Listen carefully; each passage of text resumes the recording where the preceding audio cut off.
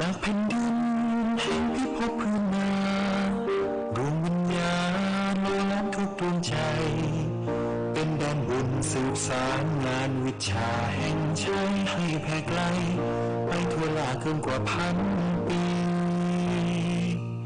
ดุจฉลองพระพุทธการดังวิหารน้ำพระชีตะวันงามเมฆมวลหมู่มารสาธุชนพร้อมกันมาร่วมฝันร่วมสืบทอดยอดปณิธานโอ้วังพระธรรมกายสร้างวัดสร้างป่าสร้างคนดี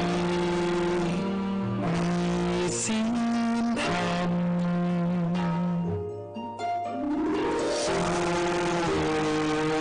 วัดพระธรรมกายมันยืนหยัดสร้างบารมีตราบนิรันดร์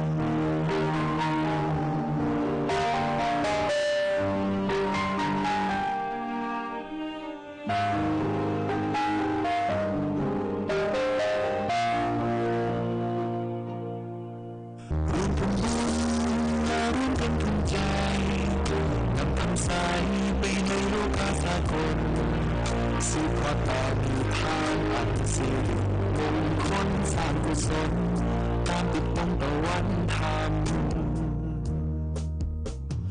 โอ้วัดพระธรรมกายสร้างวัดสร้างพระสร้างคนดีมีศีลธรรมโอ้วัดพระธรรมกายมันยืนหยัดสร้างบารมีตราบนิรันดร์โอ้วัดพระธรรมกายสร้างวัดสร้างพระสร้างคนดีมีศีลธรรมโอ้วัดพระธรรมกายมันยืนหยัดสร้างบารมีตราบนิรันดร์กราบบูชาพระรัตนตรัยและบุญใสปูชนียาจารย์จงอำนวยอวยชัยอวยพรให้ลูกหลานสุขสารานนิวัดพระธรรมกาย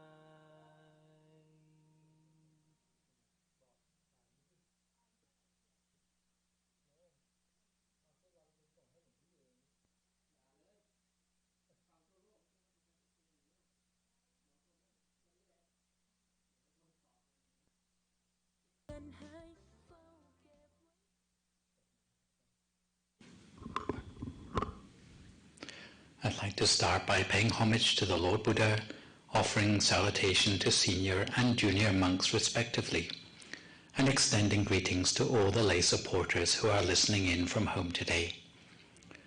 Welcome to this online session of Dharma in the evening here at Dhammakaya International Meditation Center in Azusa, California. I am Pratt Nicholas Tanisaro. The format of this show is not so much a meditation lesson as a 1 hour-long Dhamma talk, but toward the end of the session there will be the opportunity to answer questions and also to share some news from the temple. In this week's Dhamma talk, we're going to be looking at some of the benefits of meditation and some of the special approaches needed to ensure success in the study of meditation. I will be upfront at the very beginning of this session that I'm not very familiar with teaching live online. If this were my chosen line of work, I would probably be better suited to radio or podcasts rather than as a YouTube video influencer.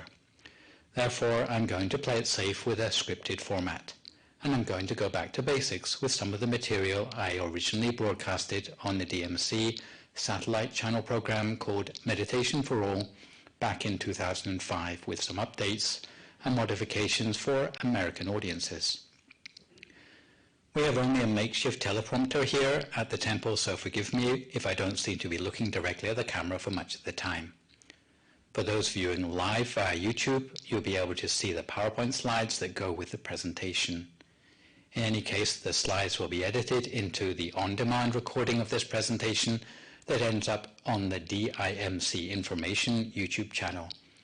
And for any of you with burning questions, you can send them in via line to the temple staff, and I will catch up with them by next week's session and do my best to answer those questions to make the program a little bit more interactive.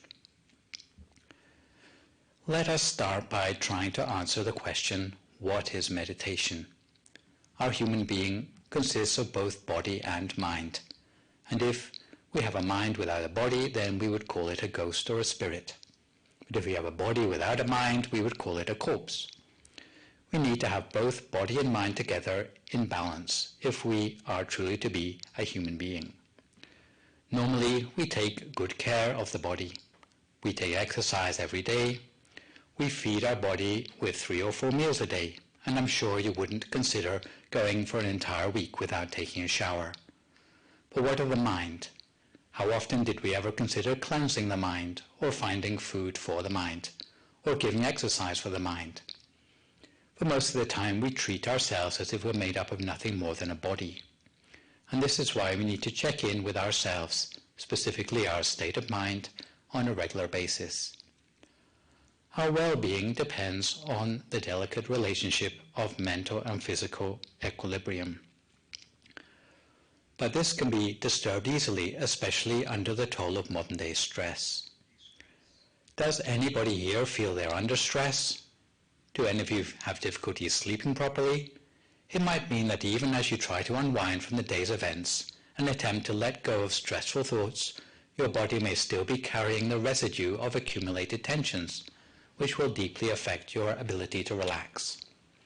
Even if you make a special effort to release your physical tension, such as by going for a walk or watching the TV, if your mind is preoccupied with worries or negative thoughts, then a part of you will remain entangled in the vicious cycle of stress. What is happening to you mentally will determine the health of your physical well-being. So how do you use your body will profoundly affect your peace of mind. Although it's long been known that meditation can provide food, cleansing and exercise for the mind all in one, because people misunderstand that meditation is difficult, time-consuming or costly, and we'll come back to examine some of those common misconceptions about meditation later on in the program. For people in general, hardly any time is devoted to meditation each day. The state of our minds is in neglect. Instead of using the full potential of the mind, we may use only 5% of the total potential in our minds. The art of meditation is for you to find out about a new way to allow your body and mind to become friends and allies in the face of stress. They need to become equal partners, supporting one another and working together to prevent or address imbalances that can occur so easily. Meditation is a quality of being rather than a state of activity or inactivity. Whether you're busy doing something or you are at rest, true meditation occurs only when the body and mind are functioning in harmony as an integrated unity, whole and unfragmented. Once you've understood this integral link between your body and mind, you will understand that it's something that is our shared heritage, just like the air that we all breathe, or the sun, the moon, or the stars that all of us see shining up in the sky. Meditation is a technique for unifying and focusing the mind. It allows us to transform the usual nature of the mind, that is to let the attention be scattered by thoughts and phenomena around us in the world. All the meditation techniques in the world can be divided into 2 different categories according to the place where the attention is placed during meditation. The first sort of meditation is that where the focus of the attention is focused outside the body, which includes such practices as those of hermits and recluses, self-hypnosis and trances. The second sort of meditation focuses the attention within the body, which includes the various sorts of mainstream meditations which are aimed at the liberation of the mind. In the classic meditation manual called the Path of Purity, 40 different types of internal meditation are listed, of which the Dhammakaya meditation we are familiar with is one.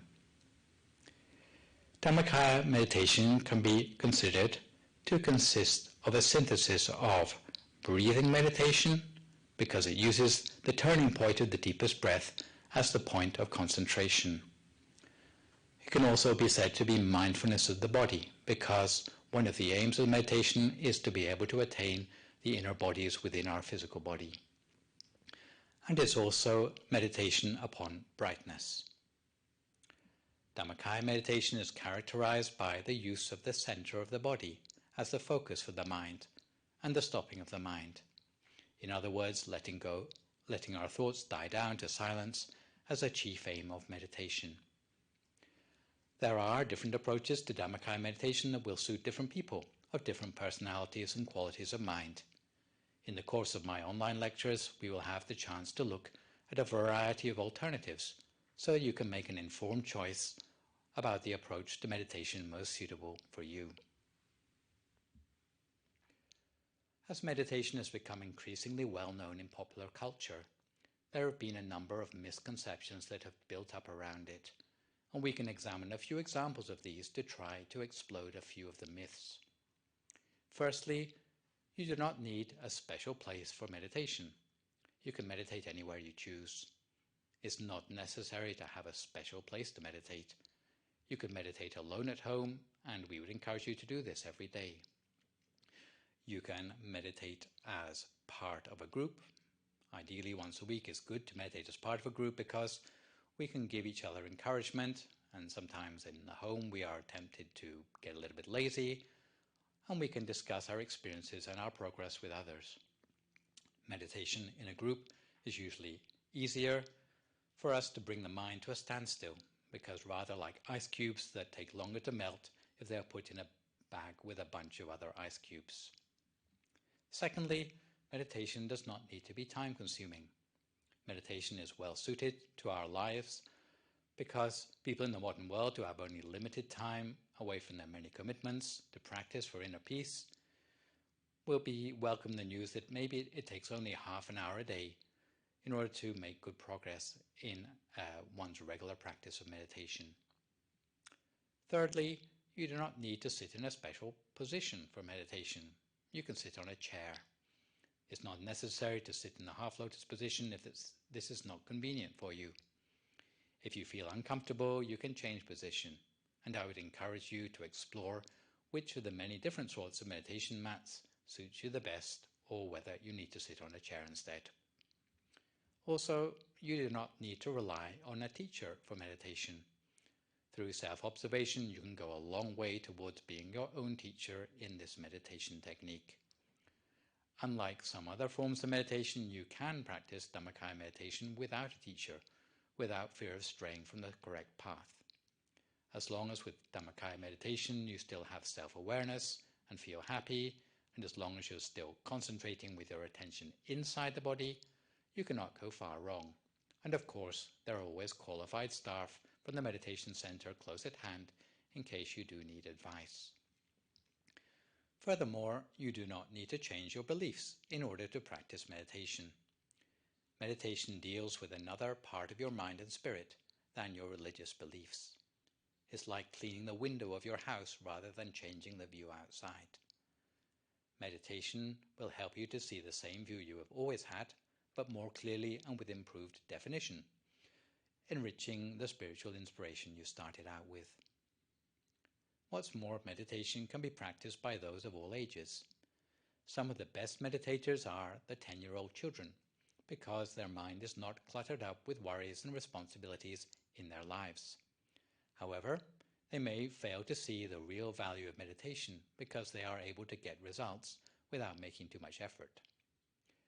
As for those in old age, well, they can bring the maturity and experience of a lifetime to their meditation practice. And although it may be harder to shake the negative residues of life, senior citizens will easily see the impact meditation makes on their peace of mind in life. Moreover, meditation need not be expensive. In the old days, you might get charged an exorbitant price for your personalized mantra, and some meditation apps out there still seem to charge quite a high monthly subscription. However, in our community where meditation is mostly taught by monks and within a not-for-profit framework, there are many examples of good meditation teaching which are absolutely free. And I'll tell you about the latest app called MindGem for learning Dhammakaya Meditation English at the end of this program, which is definitely free. Also, meditation is not something new. Because they have seen meditation and mindfulness in trendy health magazines, some people assume meditation is just a newfangled fad that will soon disappear and be replaced by something yet more fashionable.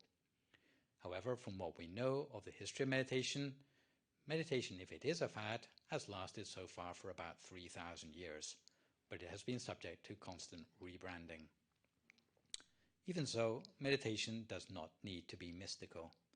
There are many schools of meditation practice which are shrouded in secrecy, or maybe they are not very open about the way they express or discuss. But within the Dhammakaya tradition of meditation, we try to be open about our experiences and avoid secrecy by expressing, discussing, and comparing our experiences in order to learn from one another. Lastly, meditation does not need to be religious. Meditation can be religious or it can be a secular practice. It's really up to the meditator to choose.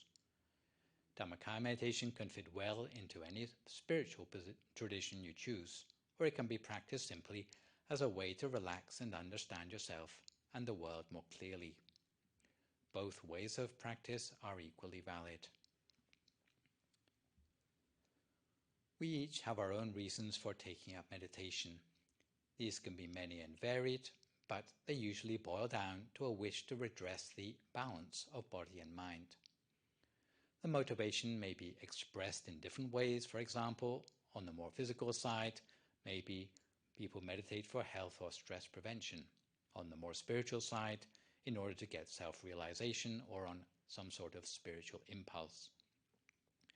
It's not uncommon for doctors to recommend meditation. Meditative techniques, particularly those involving visualization, are now commonly taught to patients with serious diseases. As mentioned earlier, there is a very strong link between the mind and the body. Disease often follows anxiety, stress, or depression. Meditation proceeds from a state of physical relaxation and uses the mind to calm the body. Deep relaxation creates certain conditions within the body which are physically beneficial. Meditation has the power to awaken us to the spiritual levels of our being, but through inner experience. Meditation enables us to discover who we really are and what we may achieve. It brings us to a state of self-realization, which is the highest expression of human nature. Today, I'm not going to talk about my opinion of what is good about meditation, but what I'll do instead is simply tell you what the scientists have discovered about meditation. Thousands of research papers from 1935 down to the present time have found evidence for the benefits of practicing meditation. And as you can see from the graph, the interest in meditation has been increasing almost exponentially in recent years. Despite some recent detractors such as Van Dam and Associates, the general consensus concluded by Hoffman Associates is that there is a significant and reliable body of evidence that meditation has broadly beneficial effects for practitioners. There are 4 levels at which research evidence has shown benefits brought by meditation. That is brain physiology, clinical, personality, and society. Most of the benefits discussed here are applicable to meditation techniques in general, although if time allows, I'll come back specifically to the benefits of Dhammakaya meditation. Some of the studies on meditation in the 1970s admittedly had some problems, such as having too few subjects or not being randomly controlled trials, but these problems have been rectified in more recent studies. To start with brain physiology, although when meditators talk about the mind, they usually mean the awareness rather than the brain, there are places where awareness and brain function overlap. Recent advances in brain neurophysiology, particularly the fMRI scan, have allowed activity of the brain to be monitored in live human subjects and have shown that the brain experiences several demonstrable advantages from regular meditation practice. Contrary to the assumption that the brain stops developing after childhood and deteriorates from young adulthood onwards, brain changes linked with meditation show meditators can, to their advantage, exploit the phenomenon of neuroplasticity to continue rewiring their own brains throughout their lifetime. Our brains have several inbuilt weaknesses that render us disproportionately sensitive to suffering in life. Owing to survival adaptations that are a throwback to prehistoric times, when the brain scans for stimulation, it tends to ignore happiness and instead register, recall, and react preferentially to unpleasant experiences. Negative experiences are stored indelibly in the hippocampus. Maletic and associates showed that a single episode of depression can reshape circuits of the brain to make future episodes more likely. Suffering cascades into the body via something called the sympathetic nervous system, or SNS for short, causing reflexive flight or fight responses. The prefrontal cortex, which I'm going to call PFC, that's not KFC, it's PFC, prefrontal cortex, and the anterior grey matter of the frontal lobe play a role in the rational regulation of emotional functioning. Gousenard and associates showed the failings of the PFC include rehearsal of negativity and failure to control negative impulses. Thinning of the PFC is associated with depression and memory loss. The limbic system is a complex system of nerves and networks in the brain linked to instinct and mood. It controls the basic reflexive emotions and drives, but often fails to do this. The anterior cingulate cortex, or ACC for short, appears to play a role in compassionate emotion. Moving on to the advantages to the brain of having a meditational lifestyle, Newberg and associates showed that meditation helps the rational PFC to train to control the emotional limbic system. Meditation was linked with increased blood flow in the PFC, and Lazar and associates linked meditation with cortical thickening, suggesting that meditation may offset age-related thinning of the cortex, leading Peterson and associates to conclude that for depression, meditation may offer an alternative way to avoid or roll back depression that usually requires coaching, psychotherapy, or medication. As Lush and associates have demonstrated, meditators are more in touch with their subconscious urges than others. By implication, they have more chance to catch and control urges before they lead to damaging behavior. This is certainly true of meditators' enhanced ability to control SNS fight or flight reflexes, since Levinson presented evidence to show long-term meditation can train a person to startle less at loud noises.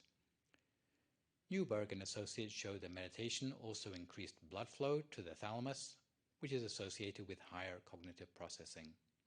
Lutz and associates showed that meditative expertise seems to enhance compassionate emotions by stimulating the ACC. Hultzel and associates were able to show that meditation is associated with increased grey matter concentration in the regions of the brain involved in learning and memory processes, emotion regulation, self-referential processing, and perspective taking. Like crying over spilt milk, often the extreme reactions we make to negative circumstances in our lives have a worse impact on our well-being than the circumstances themselves. Meditation makes a person less susceptible to these secondary reactions. Apart from stimulating increased blood flow to beneficial parts of the brain, meditation also seems to affect the brain positively through the patterns of brain waves it produces. Meditation is known to synchronize powerful gamma brain waves. Similarly, non-directed meditation increases theta and alpha brain waves, according to Lagopoulos and associates, who are able to demonstrate that the brain activity during meditation is usually associated more with wakeful, relaxed attention than merely with brain downtime. In conclusion, meditation provides more balanced brain functioning. Moving on from the benefits of meditation seen in brain physiology, it appears that meditation can help overcome several clinical conditions that diminish our subjective well-being. Research shows meditation to be a good alternative therapy for stress, depression, sleep disorder,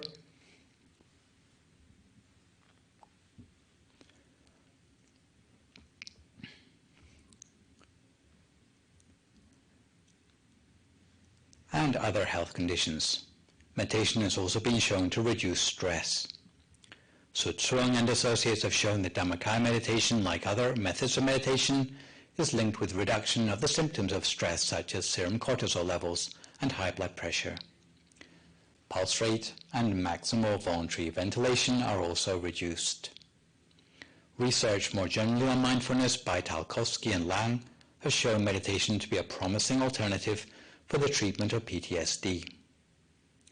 Kasantikun and associates showed that Dhammakaya meditation is effective in treating clinical depression, especially where depression has been triggered by pessimistic outlook on the world. More generally, Ma and Teasdale have shown that meditation is linked with reduction in the risk of depression relapse. On the subject of sleep disorders, Bankit and Silhan showed that long-term meditators may need less sleep than average, and Woolfolk and associates showed that meditation can provide an effective treatment for insomnia, benefits that are sustained even over a 6-month period. Other aspects of health where meditation has shown to be beneficial include chronic pain, where Veihoff and associates' recent review of 22 studies concluded that acceptance-based interventions such as meditation have small to medium beneficial effects on physical and mental health of chronic pain patients. Muir's research showed that there have been a number of cases of cancer regression following intensive meditation, even in the absence of orthodox medical treatment. Cooper and Eichen showed that serum cholesterol levels were significantly reduced in those who practiced meditation regularly for a year. And Wilson and associates showed that meditation has proved a useful adjunct in treating asthma. Chen and associates' review of 36 studies showed the efficacy of meditation in reducing the symptoms of anxiety. Propagate and associates showed that if practiced regularly, meditation can help prevent coronary heart disease, myocardial infarction, and reinfarction. And Wells and associates showed that meditation can be effective in helping to reduce the frequency and severity of migraine attacks. Meditation can even help us stay young, since according to research by Wallace and associates on standard tests of biological aging, including auditory threshold, near-point vision, and systolic blood pressure, meditators were found on average to be 2.2 years younger than their expected age ratings. Some benefits of meditation for the personality. Evidence shows that meditation helps with happiness and positive affect, personality and self-esteem, self-actualization, empathy, spirituality, and enhanced learning ability. Meditation can help a person change from reliance on external conditions to make us more happy. And we all know that external conditions are beyond our control, to turn instead to conditions inside themselves, which are definitely much more under our own control. According to Beauchamp, Terma, and Levinson, frequent meditators reported a significant higher level of positive affect and lower levels of anxiety, hostility, and dysphoria. Research by Smith and Associates showed that there were improved measures of happiness when meditating as compared to subjects following a personal happiness enhancement program who didn't meditate. Meditation also has a role in enhancing personality and self-esteem, leading someone closer to reaching their goals, becoming more settled, satisfied with their responsibilities, more patient and accepting of the things beyond their control. Bhupatana and Sri Bandit's research on the connection between Dhammakaya meditation and character building has shown that a range of character virtues are perceived more clearly in practitioners as they accumulate more meditation experience. Nystulengard found that meditators generally have a more positive perception of their behavior. Taylor's research found increased self-esteem in meditators even amongst HIV-positive men. Emma Vardana and Tori found meditation increased overall self-esteem, feelings of worth, benevolence and self-acceptance in those who had followed a 7-day meditation retreat. Sridevi and Rao found that meditation was associated with an increase in measures of positive personality growth. Meditation has been shown to enhance self-actualization, which means becoming the best version of yourself. Nystulengard found meditators were able to score more positive than non-meditators in terms of self-concept, as measured on the Tennessee self-concept scale. Turnbull and Norris found the more they meditated, the more they came to perceive their actual selves as being increasingly similar to their ideal and social selves.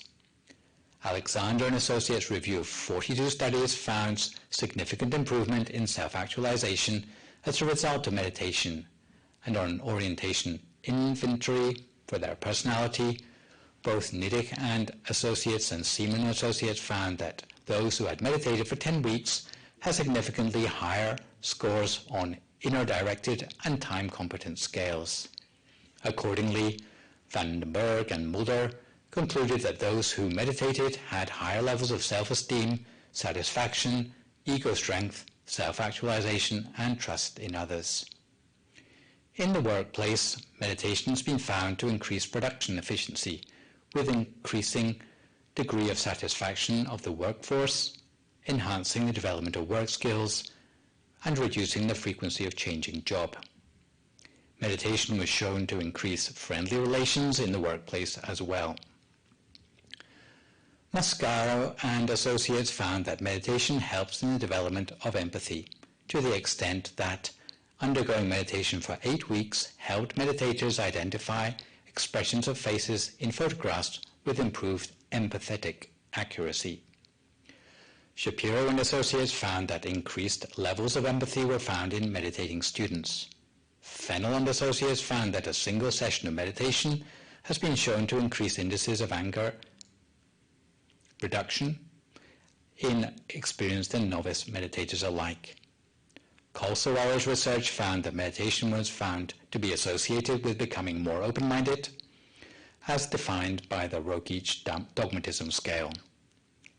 The researchers Cowger, Torrance and Fair found that college students who meditated attained significant gains in creativity, as defined by heightened consciousness of problems, perceived change, invention, sensory experience, expression of emotion or feeling, humor and fantasy. Weinberg and Associates were able to show that the qualities of having a sense of basic trust, openness and caring, otherwise known as affiliative trust, and having a positive sense of being part of something larger than oneself, otherwise known as a oneness motivation, increased over the course of a mindfulness intervention. Tolopkinski and Tantriella showed that meditation also helped with proficiency in solving interpersonal problems. That meditating is associated with a deepened sense of spirituality is supported by the studies of Astin and Shapiro and Associates, which showed that significant higher scores than average were obtained on a measure of spiritual experience in a group of undergraduate students that had learned meditation. Hyland has also noted, however, that in some cases mindfulness and meditation have been commercialized and banalized to the point that they have become nothing more than a secularized therapy, so-called MAC mindfulness, with a reduced potential to stimulate any connection with spirituality. In the world of education, meditation was found to improve scores on intelligence tests. Studies such as that of Cranston and Associates indicated that meditation enhances learning abilities. The association between meditation, learning, and intelligence has been explained by Abrams as the way meditation seems to enhance memory and accelerate knowledge acquisition. In elementary schools, Napoli, Skonat-Reisel, and Associates have shown mindfulness practice helps with cognitive outcomes, social educational skills, and well-being of students. Chang, Hybert, and Hall have shown that meditation in public schools and universities is associated with significantly higher grades. Meditation for 10 minutes each day before the study of food science in Thai secondary school was also shown to significantly increase study scores. Alexander and Associates have also shown that meditation improves cognitive flexibility for the elderly.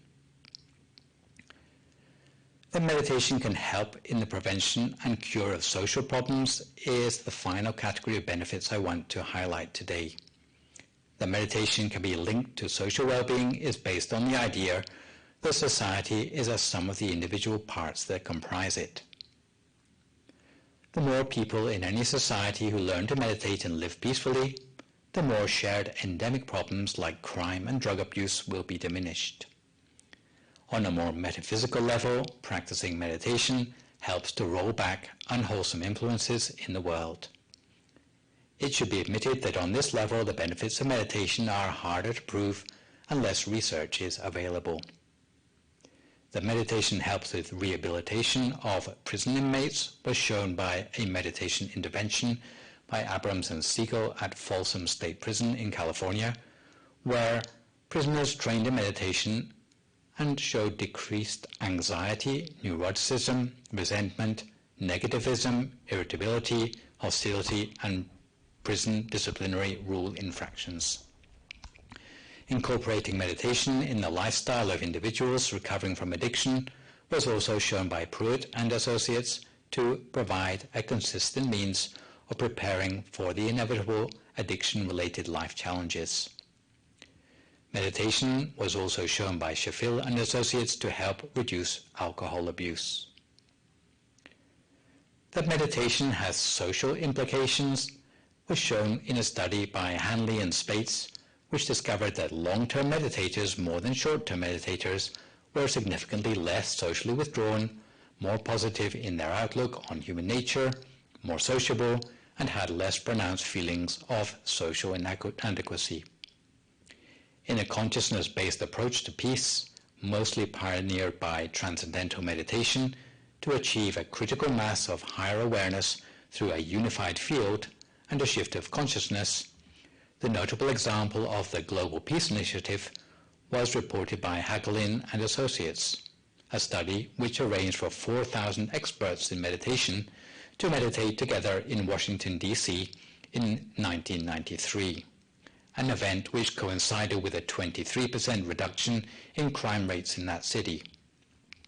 Similar approaches have been applied by Orm Johnson and Associates to reduce the collective tension precipitating terrorism and international conflict, and by Davies and Alexander to reduce political violence. Many people were outraged when philosopher Ken Wilber claimed that the best way to stop famine in the world is to meditate. However, when Joaquim Chissano became the president of Mozambique at the end of a 15-year-long civil war that had left millions dead, he also had the chance to learn how to meditate. Rather than trying to shore up his own power by enacting revenge on rebel forces, he compromised, rescuing almost 3 million people from extreme poverty in the period 1997 to 2003. Chissano's rationality and compassion as a leader, alleviating poverty and healing a broken country, is attributed to his commitment to meditation, and it is noticeable that Chissano did not meditate alone but required his whole family, all his government ministers, police and army to meditate as well, twice a day for 20 minutes.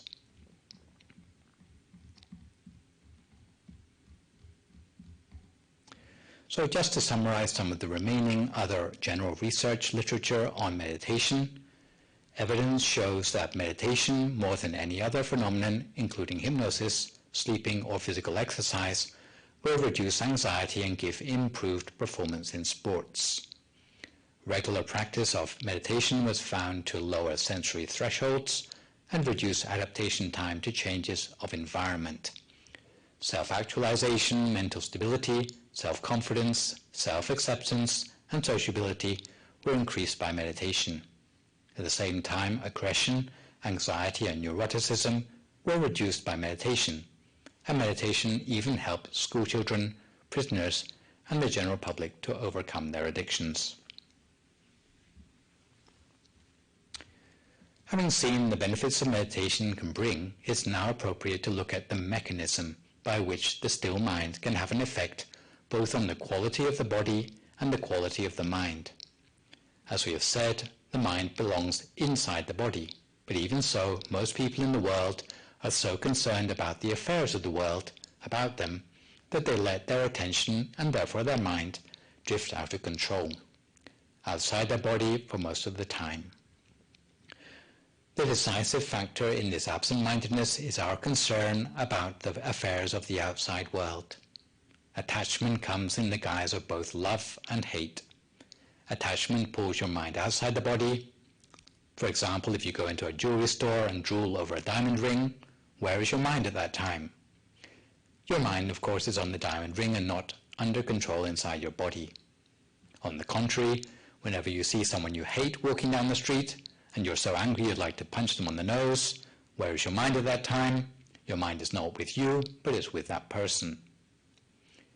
Euphoria and depression, the peaks and troughs of human experience, are both the result of a disembodied mind. The longer the mind stays outside the body and the farther it drifts away, the more suffering and troubles it will bring back to the owner. Some people are so concerned about their business or their partner and children that their mind knows nothing but unrest. Only if they can manage to bring their mind back to their body from the outside world can they possibly escape from all their stress and anxieties. The starting point for meditation is to help reduce the suffering of living beings, is to offer a practice for ourselves, to train ourselves to bring the mind from outside our bodies back inside ourselves. The mind is a subtle phenomenon and cannot be handled like something solid. Instead of being able to grab the mind and bring it back inside the body, we have to use the power of the imagination, the power of the mental faculty as employed in meditation. In fact, there are many well-known methods of meditation, of which the most common technique is that of following the breath. The focus of the mind in this case is often something physical, the breath, or it can be something in the imagination like an imaginary crystal ball or an imaginary ball of sunlight inside the body. This is the linking factor which gradually reduces the amount of time the mind spends drifting outside the body, until with practice the mind will spend more time inside the body than outside. There is a difference in meaning between distracting your mind from your troubles and connecting with profound peace on the inside. Distracting yourself may seem like a reduction of suffering, but it's just filling your mind with a different sort of thoughts in the mind. True stillness of the mind is qualitatively different altogether from a mind filled with thoughts. It's like a man who has beaten his head against a wall all his life. Whenever he stops beating his head against the wall, he thinks he has found happiness. But I'm sure you all know that this is not really true happiness. You do not need to get used to beating your head against the wall in order to discover happiness. It is the same difference in feeling between distraction and true stillness of the mind. There is a feeling of inner quietude which comes as a result of re-establishing the mind inside the body. But really this is only a dim reflection of the deep happiness that comes from the mind firmly at a standstill. Such quietude will be familiar to those who have practiced breathing meditation. However, if a meditator distracts himself by constantly following the movement of the breath, they will never have the chance to experience the real happiness that comes from a still mind. In order to move up from mere distraction to a standstill, it is necessary to give up following the breath in and out and to rest the mind gently as if it were completely empty, relaxed, and contented. Thus, in order that the mind come to a standstill as quickly as possible, such moving objects of meditation which you have heard of, such as following the breath or the rising and falling of the stomach, are not recommended. Eventually, the mind will come to a standstill by itself without any need to imagine any image in the mind. The key difference between the mind under the sway of thoughts and a mind that has come to a standstill is that the latter consumes virtually no metabolic energy. When the mind comes to rest, it uses less energy, and when it uses less energy,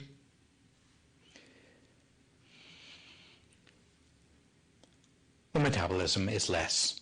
When it uses less metabolism, oxygen consumption is less, and with less oxygen consumption, then the breathing becomes shallower. And this feeds back into itself because, rather like the wind which may whip up the waves on the surface of an ocean, if the breathing becomes more subtle, then it actually decreases the number of thoughts in the mind still further, in a sort of positive feedback loop. When no thoughts arise anymore and the breath is subtle, at that stage something new will happen in the mind, which is known as the stopping of the mind. And at that stage there will be the arising of some sort of inner illumination. At that time the breath may seem to become unnoticeable because your body metabolism is so subtle that it is barely noticeable. At this point, brightness inside will increase further. Thus, when you sit for meditation and pitch blackness starts to turn grey, the metabolism of the body is getting more refined and the process of the mind coming to a standstill has already begun. Only when the mind is truly still will brightness arise in the mind without having to imagine or visualize brightness anymore. Brightness will occur automatically in the mind. If the mind should become stiller than this, then the brightness will condense into a bright sphere of inner radiance. The most important consideration for transforming the quietude of the mind to a standstill is simply to maintain the awareness that the breath is moving in and out, but not to follow it any longer. In this way, the mind comes to a standstill because it still uses up a minimum of metabolic energy inside the body. We simply allow the mind to rest with the awareness that the breath is flowing in and out, and this will reduce the amount of energy used still further. There's only one condition in the practice of meditation, and that is that if you're going to place your mind at a certain point, then you should use only the very lightest attention possible, or else you will fall into the trap of using more energy when in fact you are aiming for the energy to die down completely. Some people rest their mind at this point with too much force, as if they're using energy unwittingly and they're too heavy-handed. If you find you're using too much force in your meditation, then imagine the desired point is not the size of a pinpoint, but much larger, so that it will be easier for you to find. The use of the breath in mainstream meditation is different from the use of the breath in yoga. In yoga, there still needs to be a following of the in-breath and the out-breath, because energy is required to exercise and move the muscles. In ancient times, the yogis would not be content only to go through yoga exercises, but would periodically allow their breath to go subtle as well, to discover the sphere of brightness.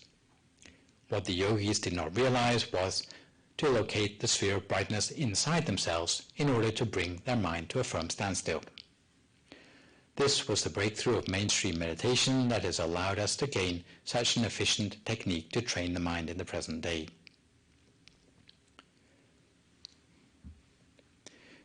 You can think of the meditation being like focusing the potential of the mind by bringing the mind to a standstill at a point which is single and unified. Usually we use only 5% of the full potential of the mind because the power of the mind which has no focus is scattered in all directions. The power of the untrained mind is rather like a pet monkey that has not been trained. You may have heard of the monkey mind, and this is exactly what the mind is like, because it will jump like the monkey from branch to branch according to its interests and without heeding the wishes of its owner. If you compare it to an electric flashlight, it is as if each ray of light alone has no intrinsic power and it will not shine very far or very brightly like a flashlight without a reflector.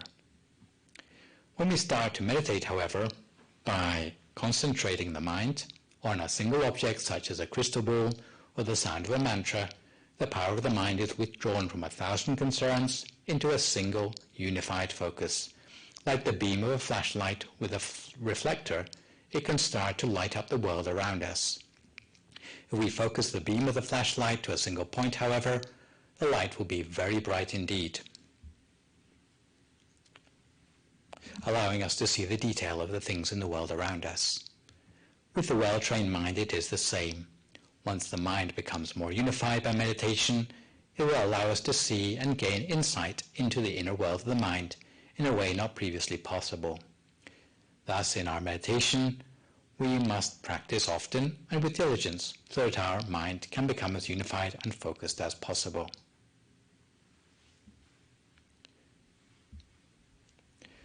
The point inside where the mind can really come to a standstill was very difficult to discover. Just as Sir Isaac Newton had so much difficulty in establishing the center of gravity, masters of this meditation technique had to stake their lives in order to find the point which should be the focus for yogic practice. As for yoga and Chinese martial arts, the power of the breath can be harnessed to give miraculous powers and the ability to perform physical feats, but it cannot be used to discover how to bring the mind to a firm standstill, and it cannot generate wisdom or insight. The real purpose of practicing meditation is in order to get that wisdom or insight. If you can find the point in meditation which is the center of gravity, then you will discover that this is the point where the inner brightness will arise. This is the point found by Pramongkol Tepmuni, the great abbot of Wat Pak Nam, in the central axis of the body, 2 finger breadths above the level of the navel. As mentioned earlier, one of the distinguishing features of Dhammakaya meditation is the use of the center of the body as a place to rest the mind. And the center of the body is used for 4 reasons. Firstly, it's the only place in the body where the mind can come to a standstill without thoughts arising in the mind anymore. It's also a place where body and mind can come into balance and harmony. And maybe a good illustration of this is an object which, if you find the center of it, you can bounce it on your fingertip with no effort whatsoever. However, if it's off-center, then you really have to use a lot of force in order to hold that object in one place. It's the same with the center of the body. If you can get to the center of your body and mind, then everything else in meditation would just fall into place so much more easily. The center of the body is also a turning point of the breath and the deepest point of the in-breath. It's the place where the breath hesitates or stops between the in-breath and the out-breath. And lastly, it is a center of wisdom in the body. It aligns with the system of chakras used in yogic practice, and in Hinduism, this point is in the solar plexus is known to be the seat of wisdom in the body. The exact position of the center of the body is 2 finger breadths above a point in the center of the body at the meeting point of an imaginary line between the navel through the back and the line between the 2 hips as shown on the diagram. This point is sometimes called the 7th base of the mind. And if you find you're not sure about the location in the center of the body, there's no need to worry about that when you're meditating. Really, anywhere in this general area of the stomach will do. Digesting the goodness of meditation is something that takes a long time. Just like nutrients in the body we have eaten take many hours to be digested, absorbed, and incorporated into the cells of our bodies. We can only get limited benefits from meditation by meditating on and off, or just meditating once and forgetting about it. We need to have continuous contact with meditation in order to absorb its benefits, and this means finding some time to meditate, however short, each day. Meditation will be of only limited use to us if we practice it now and then. The key to success is a commitment to meditate once or twice every day. Like embarking on a new career with a new employer, if you only turn up for work when you feel like it, you're unlikely to get very far in your career. Everybody has the same difficulty in the first few months of practicing meditation. Therefore, if you're interested to progress in meditation, you should meditate at least once a day, picking a time when you know you will be free every day. In the morning, you should do a little exercise to refresh your body and then sit down to meditate for a few minutes. This will give you a perfect start to your day. In the evening, just before you go to bed, find time to meditate again to relax your body and relax your mind and allow you to make the most efficient use of your time asleep. The most important thing is to fix the habit of meditation in your everyday life and meditate in the same period of time each day so that it's easy to remember. This is vital if you want to see progress. All I can do is try to give you the encouragement you need to meditate every day at home, but ultimately it relies on each individual to have the self-discipline to make the time in order to meditate each day. Remember, meditation is like sports or crafts or skills of any type. For all of these activities, you will never become skilled just by talking about it or by reading about it. You actually have to get the experience by doing it. At the moment, we can rely on our online community to keep up our level of inspiration, which might not be the same as being able to congregate to meditate, but hopefully when the medical uncertainties of the present day have passed by for too long, we can get back to physically joining in at our local meditation groups and activities like we used to. You need to persevere with training in meditation just as a sport player needs to train to play their sport properly. A runner may train themselves for a full year or run many miles simply to sprint 100 meters for an important race. In the same way, success in meditation may need us to take many years of practice to raise the mind up to a level where we can attain access to higher states of mind. It's for this reason that if you are really interested to learn meditation, you'll be advised to meditate at home each day if you can, so that you're able to develop the continuity of your practice. Let me just finish up with a couple of news items, one about merit making at the temple and a second about the availability of meditation apps online. At the moment, as you probably know, the activities of the temple are reduced to those we can share online, as the temple has closed its gates with no monks going out into the community and no community members coming into the temple until the risk of COVID-19 contagion has passed. Although all of us hope the present situation will not last too long, the silver lining for the crisis is that there are additional or perhaps different ways in which the temple devotees can show their support for the temple without attending in person. Such efforts are in line with the caremongering that you see widely reported around the world at the moment. Since March 15th, the temple has thus inaugurated what's known as a weekly merit fund, whereby devotees can pledge and transfer donations of money, any amount you can spare, to be used for necessary things in the temple like food and medicine to keep the temple community going. With further details to be found on the temple's DIMC family line group, or you can ask about it by phoning up members of the temple staff. The special merits arising from those contributing to the COVID-19 Silver Lining Fund are that you will have a life free of obstacles and danger, you will gain mastery from all forms of knowledge, prosper in your duties, have special insight into Dhamma teachings, attain purity with ease, breaking free of the defilements in the mind. You will gain wealth on a worldly, spiritual and transcendental levels, allowing you to pursue perfections with ease in all the way to the attainment of the utmost Dharma. And the whole temple would like to rejoice in your merits on this occasion. Paying attention to what's happening in the moment is difficult in this age of COVID-19, but meditation can also help us cope during an unsettling time. Especially if you're worried about tomorrow, just try to focus on today, since without meditation most of the time our minds are locked in the past and future. Meditation helps to put you in the moment. Most people have no problem coping as long as their minds are in the here and now. If you can put yourself in the present, you can handle difficult thinking. Since there is a tendency for people to become more anxious as they self-quarantine at home, being able to meditate more than ever is a great opportunity to alleviate stress, depression and insomnia, and as a way to cope. People often feel discouraged when they first give meditation a try because their mind goes in a million directions. But really, this is to be expected for anyone who is new to meditation. The important thing is to keep trying rather than giving in to worry, especially now when there's so much potentially to worry about. Use meditation to come back to the present moment. Your practice will get stronger every time you're able to bring the mind back to the present moment and to the center of your body. Try to avoid letting your mind get entangled with worst-case scenario forward thinking and focus on what's happening now.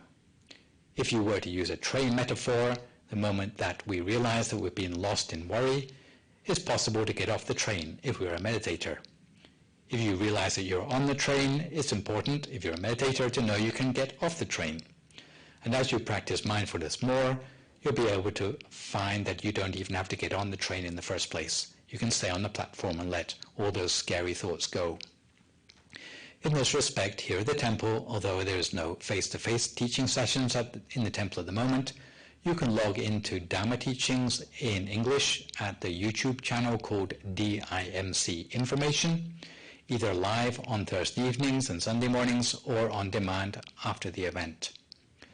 Also last week, one of our volunteers called Tipserine Indakanok, or B, and her team in Georgia has released a mobile phone app of English language meditation and Dhamma teachings from various monks in our organization, which is available free of charge from Google Play Store for the Android version and the App Store for the iOS version. The name of the app is MindGem, spelled MINDGEM, and in this app there are about 10 versions of meditation instructions in English from myself, Lumpy Sander, Lumpy John, Lumpy Pasura, and Lumpy Clint. There's also Dhamma teachings, inspiration from the translated books of Venerable Dhammakaya and a meditation countdown timer. So, this week we've looked at some of the benefits of meditation and the special approaches needed to study meditation successfully and how to cultivate these to maximize the progress in our meditation for this week. Next week, we'll be looking a little bit more about how to integrate meditation into our daily life. And for good measure, I would like to remind viewers again that you can send in questions, and I will do my best to answer these next Friday, as it seems that the program will be in English each week now, between 5 to 6 p.m. Pacific Daylight Time on Fridays. In the meantime, try to maintain a positive mood, speak only positive words, forgive others, extend good wishes to others, and meditate daily. Try to notice your meditation experiences and take special interest in the difference between how you feel before and after you meditate. So for today's program, this is me, Prat Nicholas Tanisro, signing off for this week. Good evening, everyone, and stay safe.